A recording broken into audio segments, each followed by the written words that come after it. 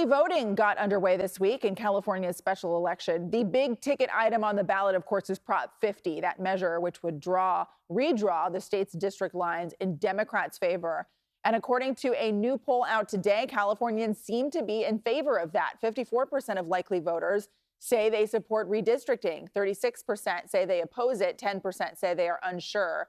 As part of our series on Prop 50, Lauren Toms looks at what is at stake on both sides of the issue.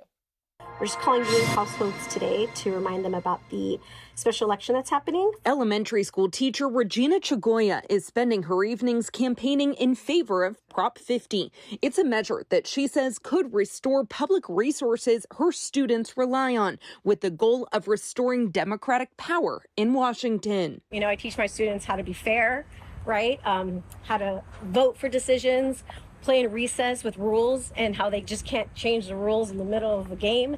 And I'm seeing politicians doing that. They're just changing the rules in the middle of this work, and it's trickling down and impacting our students' families.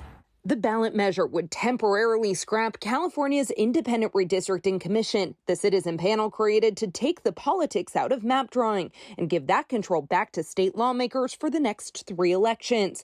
The goal, to lock in new boundaries that could add up to 5 more Democratic seats in the House, on top of California's current 43 Democratic seats. It's in direct response to Republican-led redistricting efforts that began in Texas. So there's a huge amount at stake here with galactic egos, a ton of money, and a universe of voters that is kind of stuck in the middle, just starting to pay attention.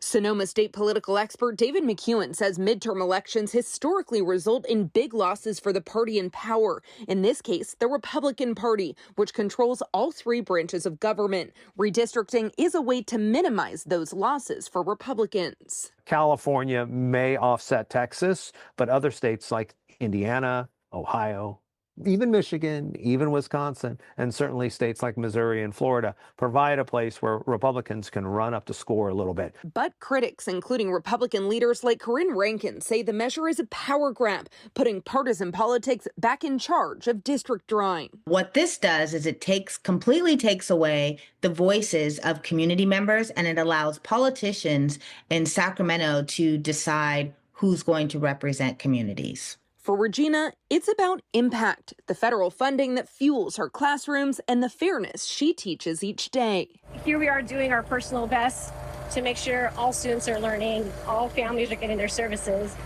when politicians are out there cutting it. Yeah, my vote does have an impact, and my colleagues know that as well, so we're really glad to be working on this. It's important to note that several other Republican and Democratic states are considering redrawing their district lines before next year's midterms.